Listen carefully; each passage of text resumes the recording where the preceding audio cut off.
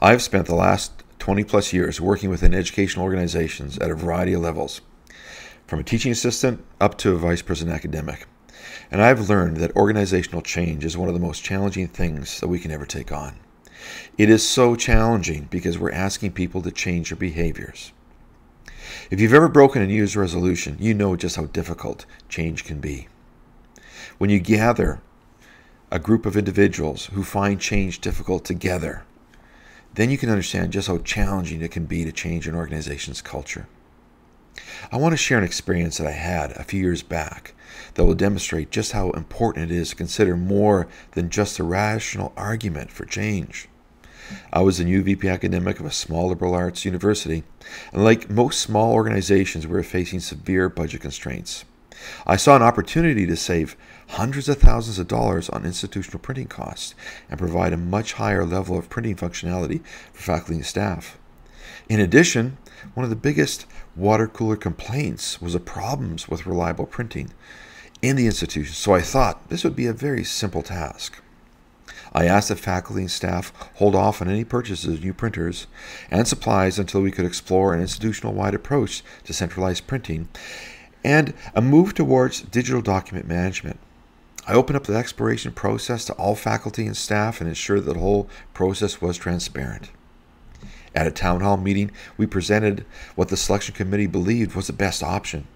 By consolidating our printing to several strategically located high-volume full-color printers and several other smaller high-volume workstation printers with the same full-color capability in key areas of the institution, we could reduce our annual printing costs by almost $250,000 and have a fully supported, reliable full-color printing, high-volume digital scanning with OCR and electronic document management and storage.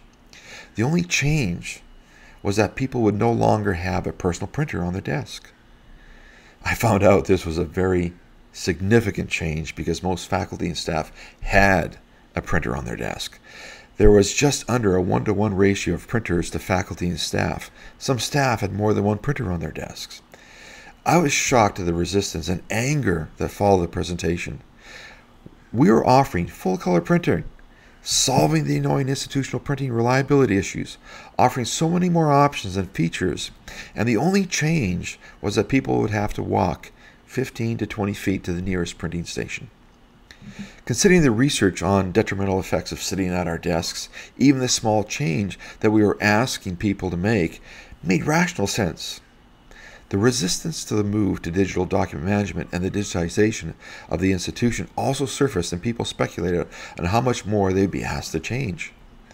I initially thought that this was such a small change and a simple change to make that I didn't apply any organizational change thinking to this process. I will never make that same mistake again, and I hope that you can learn from my experience. If you really want to bring about organizational change, then you need to focus on the people first and appeal to their hearts, not just their heads. The sharing of more information or engaging in more rational discourse on its own doesn't appear to help people make significant change, but an appeal to values, attitudes, and feelings first will motivate people toward making changes. In this course, you will learn how important it is to start with a well-defined why, or an appeal to the heart, then address the key behaviors that will influence change, and then build on a solid execution strategy as you learn to become a leader who can address the inevitable resistance to change that will definitely occur when launching innovative digital learning initiatives. You also note there's no textbook for this course. You'll be using some of the best ideas from an assortment of thought leaders. Over the years, I've found that no single author or authors have all the answers. And when it comes to organizational change, you need to take the best ideas that are available and assemble them into a systematic approach that'll help you move your organization forward.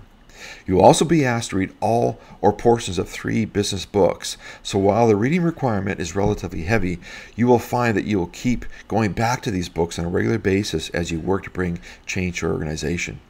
You should also note that there are no make-work assignments or projects in the course. All the assignments are related to your organization and the changes you need to bring about.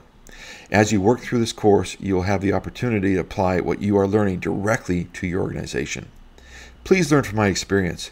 You don't need a huge project to use organizational change principles. The smallest of projects require a change in behavior, so look to choose a project that you can work on immediately.